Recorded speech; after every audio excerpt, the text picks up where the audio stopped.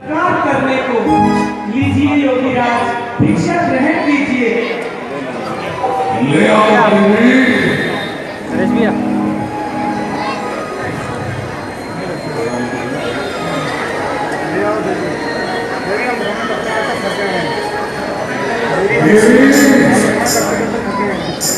हम भ्रमण करते करते बहुत थक गए और अब तो वैसे भी हमने आसन जमा लिया। व्रत शरीर होने के कारण बार बार उठा नहीं जाता, इसलिए यदि ब्राह्मण को भोजन कराना है तो यही ले आओ कन्या। हे योगी राज क्षमा करना, यह रेखा छूट नहीं सकती। यह नाम है देवर लक्ष्मण की, जो मुझसे टूट नहीं सकती। मेरे देवर लक्ष्मण मुझे इस रेखा से बाहर निकलने को मना कर रहे हैं। कृपया करके आप यहीं आकर भिक्षा ग्रहण कीजिए।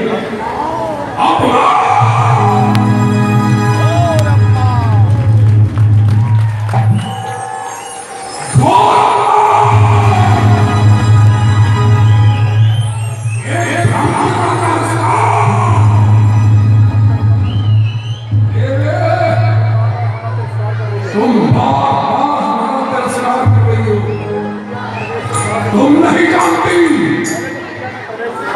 एक ब्राह्मण का अपमान करने में क्या फल मिलता है। पहले तो कुटिया में प्रवेश के लिए 7 दिन का और भोजन की अवहेलना। द्वार पर आए साधु महात्मा को चरण छूकर भिक्षा दी जाती है। बहुत हो जाएगा, तुम नहीं जानती।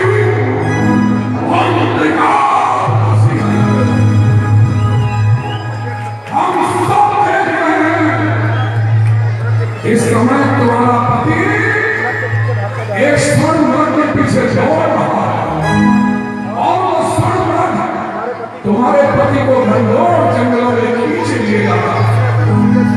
उस स्वर्ण मृग ने तुम्हारे पति को अपने नोकीले सिंगों से घायल कर दिया।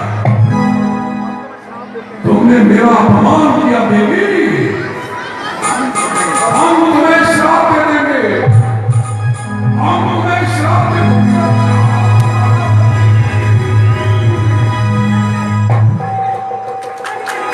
नहीं योगीराज, मुझे क्षमा कर दीजिए, मुझे श्राप ना दीजिए।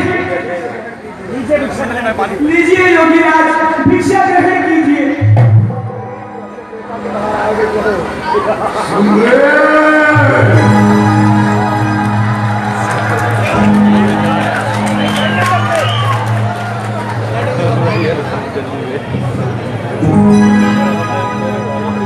अगर तुम रेखा से बाहर आए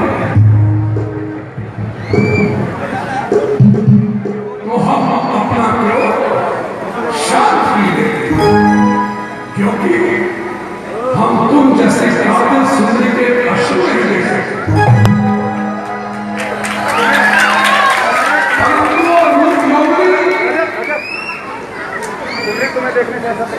परंतु वो रूप यौवनी तुम्हें देखने से तो ऐसा प्रतीत होता है कि तुम कहीं की राजकुमारी लगती हो। जी योगीराज, सीता मेरा नाम है और मिथिलापुरी। मेरी जान और जिस्म की मालिश सीता।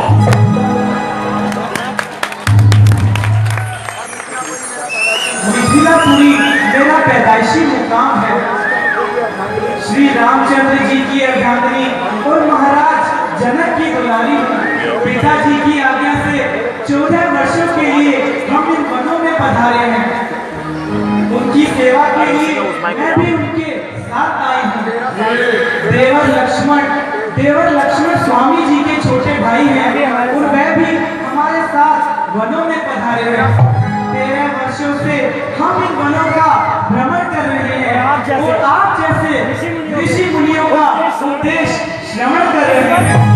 वन के तमाम ऋषि मुनियों की हम पर बड़ी मेहरबानी है और यही हमारी संक्षिप्त सी राम कहानी है। मिथिला की राजकुमारी और इस अवस्था में कैसा देव, इस कंचन काया को देखकर देवता भी मोहित,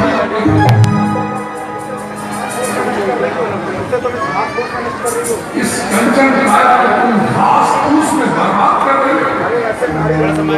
अरे ऐसे नारी रत्न को त्रिलोकी की राजा की पत्नी होना चाहिए। महात्मा, मेरे लिए मेरे पति ही त्रिलोकी हैं।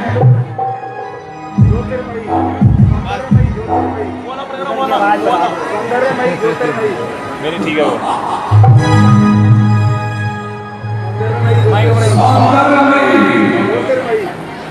ज्योतिर्मय रश्मि द्वारा आलोकित दिव्य सुंदरी,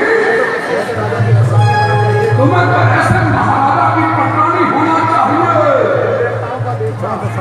जो देवताओं का गंगा सारे संसार में बसो, जो देवताओं का देवता, अन्नदाता का अन्नदाता, लोकपालों का इष्टदेव, दानव, धनुष और दैत्यों का स्वामी हो, यक्ष, गंधर्व और दिक्पालों का कर्तार हो। मैं अपने स्वामी को छोड़कर किसी दूसरे व्यक्ति के बारे में कदापि नहीं सोच सकती। मैं किसी और की कल्पना करूं, यह कैसे संभव हो सकता है? अवश्य हो सकता है। सुंदरे, हम तुम्हें बताते हैं। ऐसे पाप वचन कहते तुम्हें शर्म नहीं आती? योगी राज, ऐसे पाप वचन करते तुम्हें शर्म नहीं आती? जाओ जाओ, चले जाओ। चला जाओ।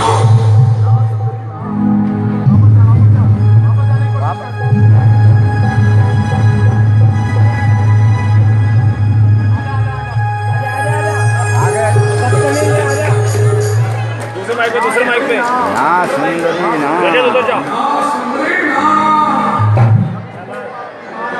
रजत उधर जाओ।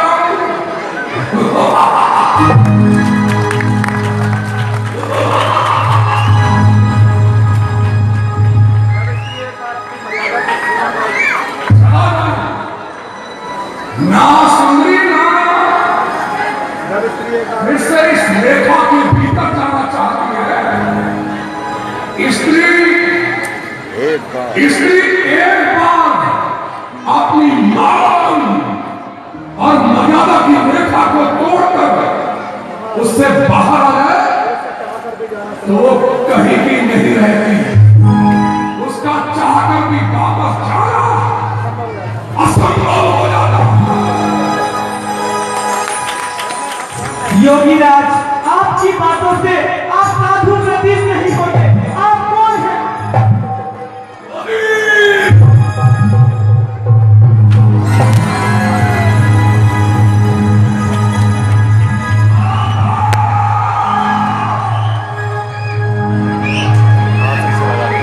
सही लगा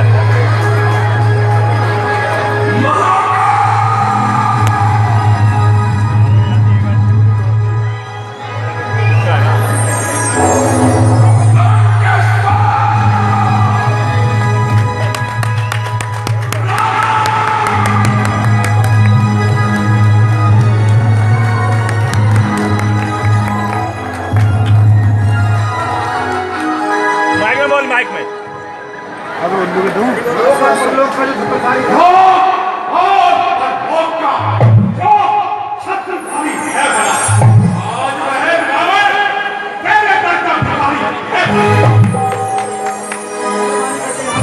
मेहरबानी करके आप वहां से चले जाइए। बहुत अच्छा।